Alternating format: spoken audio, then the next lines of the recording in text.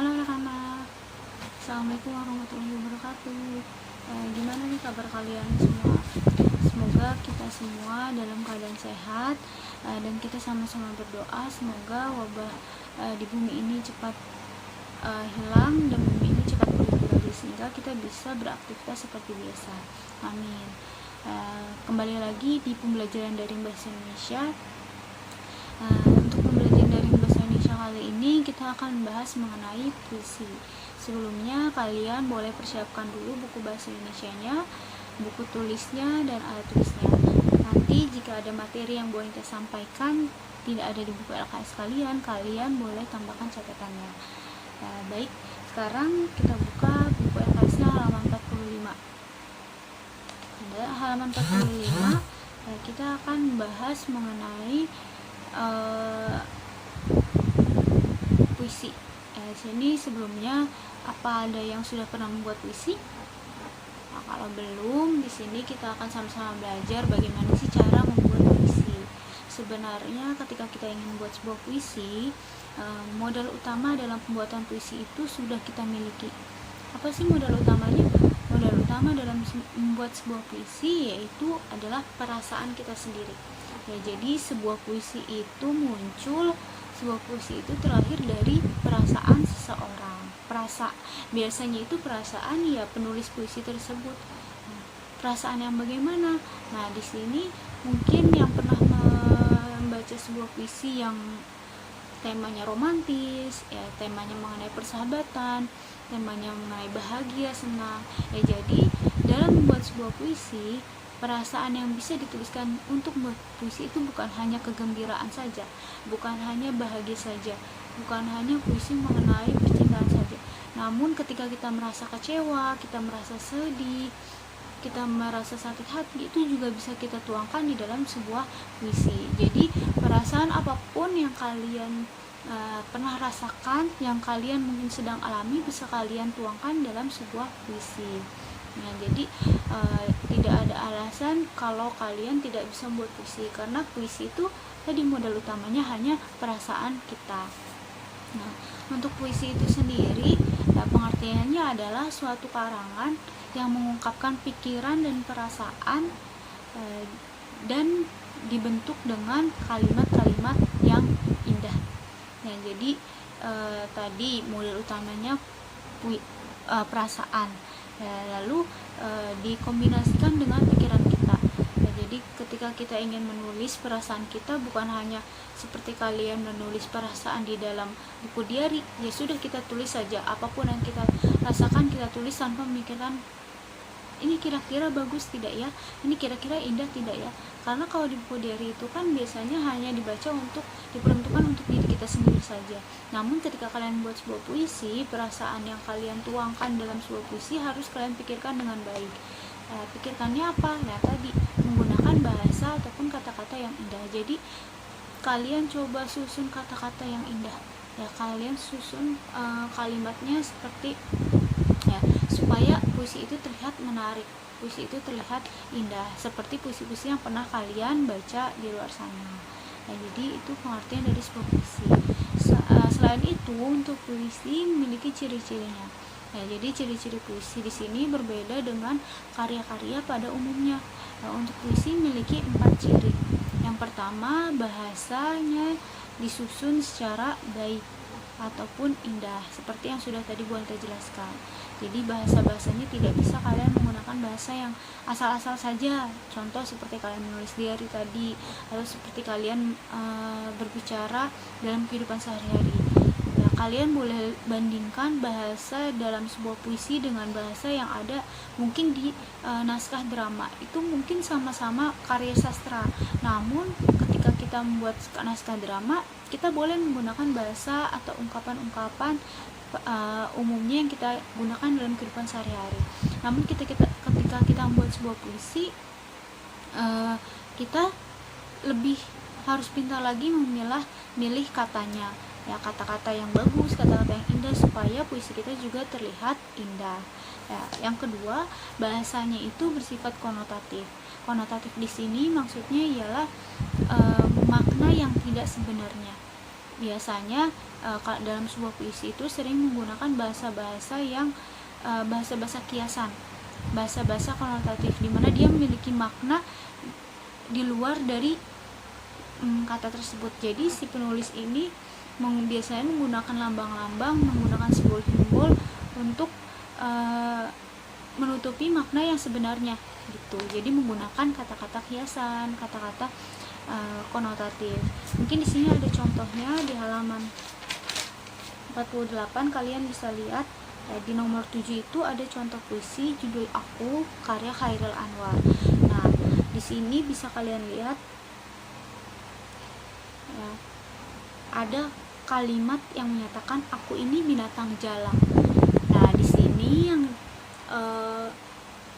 ada kata-kata binatang jalang. Mungkin kalian dengarnya oh binatang jalang, berarti dia ini binatang, berarti yang penulis ini adalah binatang, tapi tidak seperti itu.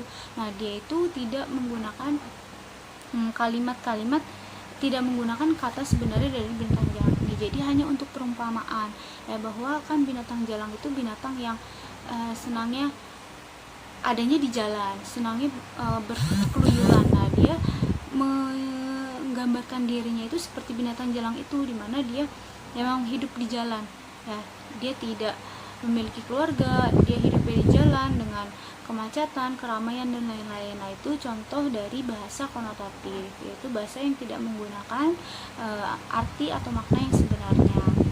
Nah, selanjutnya ciri puisi yang ketiga yaitu puisi itu berasal dari ungkapan dan pikiran kita, sama halnya seperti pengertian puisi tadi. Jadi dalam kita membuat sebuah puisi ataupun puisi-puisi yang pernah kalian baca, itu semuanya berasal dari perasaan, tentu harus dipikirkan dalam pembuatan puisinya ya, dalam penulisannya harus dipikirkan. Maka dari itu perasaan dan pikiran di sini harus bekerja sama dengan baik dalam membuat sebuah puisi. Yang terakhir, ciri puisinya itu ada puisi dibentuk oleh unsur fiksi dan unsur batin. Nah, di sini nanti kita akan sama-sama belajar unsur fisik dari puisi itu apa saja dan unsur batin dalam sebuah puisi itu apa saja. Nah, jadi untuk ciri puisi tadi poinnya ada 4. Yang pertama, bahasanya disusun dengan baik ya. Lalu bahasanya bersifat konotatif.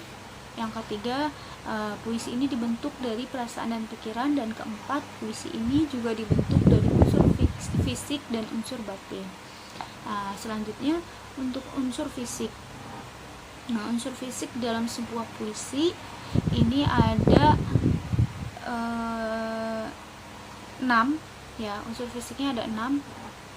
Ada diksi, ada kata konkret, ada imaji, majas, ada rima, dan ada tipografi. Nah, diulang ya.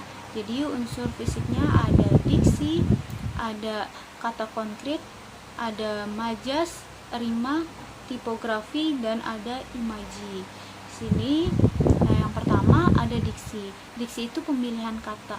Jadi ketika kita ingin buat sebuah puisi yang tadi sudah Bu Anila jelaskan di awal ya, kita tidak bisa seperti menulis diary ya, kita sedang kesal ya sudah kita tulis dengan bahasa yang tidak kita pikirkan.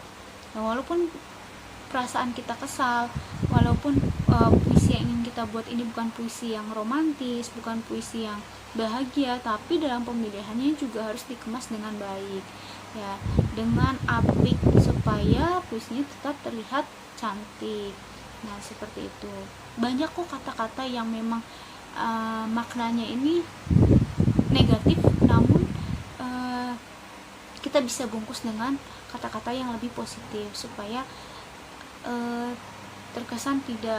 puisi tersebut terkesan tidak acak-acakan, tidak brutal, tapi tetap memiliki penampilan yang bagus, yang cantik. Nah, jadi dalam pemilihan katanya harus tepat. Yang kedua ada unsur fisiknya yaitu bahasanya konkret. Nah, bahasa konkret di sini maksudnya adalah kita dalam penulisan sebuah puisi menggunakan bahasa yang benar-benar nyata, Maksudnya nyata di sini supaya apa yang kita tuliskan dalam sebuah puisi benar-benar dapat dirasakan oleh si pembacanya. Contoh, kita membuat puisi mengenai rasa bahagia, rasa senang, atau mungkin jatuh cinta. Nah, kita harus memilih bahasa-bahasa yang memang konkret, yang nyata, sehingga perasaan yang kita rasakan, yang kita tuangkan dalam sebuah puisi itu dapat dirasakan juga oleh si pembacanya. Contoh sederhana saja, mungkin ketika kalian baca caption di media sosial, di Instagram, atau baca status-status yang sekiranya statusnya bagus, statusnya indah, ya pasti kalian merasa ini bagus nih, ya. Atau mungkin ini yang lagi gue rasakan banget nih gitu, keadaan ini yang lagi gue rasakan. Nah, itu kan terwakili perasaan kalian. Nah, itu kenapa bisa seperti itu? Berarti si orang yang membuat caption tersebut, orang yang membuat puisi tersebut pandai, pintar untuk menggunakan bahasa-bahasa yang apik, sehingga apa yang dirasakan oleh si penulisnya bisa kalian rasakan juga, seperti itu. Nah, saya jatuh cinta, padahal kalian tidak sedang jatuh cinta, tapi karena kalian baca puisi yang jatuh cinta, kalian senyum-senyum seperti orang jatuh cinta. Lalu selanjutnya ada unsur imaji atau citraan. Nah, unsur imaji di sini salah satu usaha atau salah satu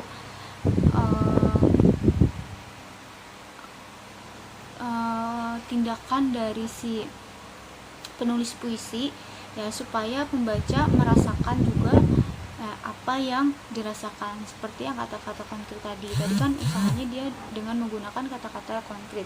Nah, di sini imaji di sini, ya, ini hasil dari kata konkret tersebut, ya, supaya apa yang kita lihat, ya, apa yang kita rasakan bisa dirasakan juga oleh si pembacanya. Ya, contoh di sini ada di halaman 46 ada satu bait contoh puisi di nomor 5. Saat kemarau panjang kau dinantikan, bumi terasa panas tanpamu. Kalau musimmu datang, semua makhluk hidup kan terasa segar. Nah, di sini ini kan maksudnya dia menantikan musim musim hujan, ya. Saat kemarau panjang kau dinantikan, ya, di sini dia menantikan musim hujan, di mana orang-orang itu rindu dengan musim hujan karena kemarau sudah terlalu panjang. Ya, di sini kata-kata di situ kita bisa merasakan, ya, bumi terasa panas. Ya, bumi terasa panas, ya. Kita bisa merasakan bahwa, ya, memang ketika kemarau bumi terasa panas seperti itu, walaupun mungkin sekarang sedang musim hujan, tapi karena kata-kata di sini menggunakan kata-kata yang nyata, yang konkret, kita bisa merasakan apa yang ada di dalam puisi tersebut, seperti itu. Nah, selanjutnya untuk unsur fisik, yang keempat ada majas. Majas ini Bu Anita sudah pernah menjelaskan sedikit mengenai majas di kelas 7, yaitu majas sendiri artinya adalah gaya bahasa. Nah, jadi untuk karya sastra itu memiliki gaya bahasa yang dimiliki penulis dan dituangkan dalam sebuah puisi. Nah, untuk majas ini sebenarnya jenisnya banyak, tapi yang paling sering digunakan dalam sebuah puisi itu ada majas personifikasi, majas hiperbola, dan majas metafora. Untuk pengertiannya dan contohnya nanti akan Bu Anita buatkan materi khusus mengenai majas. Jadi mungkin di materi selanjutnya, di pembahasan selanjutnya, Bu Anita akan menjelaskan mengenai majas. Nah, selanjutnya yang kelima ada unsur fisik rima, yaitu rima adalah pengulangan bunyi biasanya terdapat di akhir dalam setiap larik puisi. Nah, jadi setiap baris puisi itu biasanya di akhir itu ada pengulangan bunyi. Contoh, kita balik lagi ke halaman 48. Ya, di halaman 48 situ yang puisi aku tadi, ya. Kalau sampai waktuku, ku mau tak seorang kan merayu, tidak juga kau, tak perlu seduh-sedan itu. Nah, Situ dari 4 baris itu kita sudah bisa lihat dia menggunakan rima, yaitu pengulangan bunyi di akhir dengan menggunakan huruf U. Ya, kalau sampai waktu U mau tak seorang kan merayu. Terus di akhir ketiga lagi ada kau, ada itu. Nah, lalu di baris berikutnya, aku ini binatang jalang dari kumpulannya yang terbuang. Biar peluru menembus kulitku, aku tetap meradang, menerjang. Luka dan bisa kubawa berlari. Berlari hingga hilang pedih perih. Dan aku akan lebih tidak peduli. Aku mau hidup 1000 tahun lagi. Nah, di sini juga terdapat pengulangan bunyi. Ya, ada 4 baris bunyinya, pengulangannya sama, 4 baris ke bawah lagi sama, sampai akhir. Nah, itu biasanya sering kita temui di dalam sebuah puisi. Itu yang disebut dengan rima, pengulangan bunyi di akhir baris di setiap puisi. Lalu selanjutnya terakhir unsur fisik tipografi. Untuk tipografi di sini adalah bentuk dari sebuah puisi.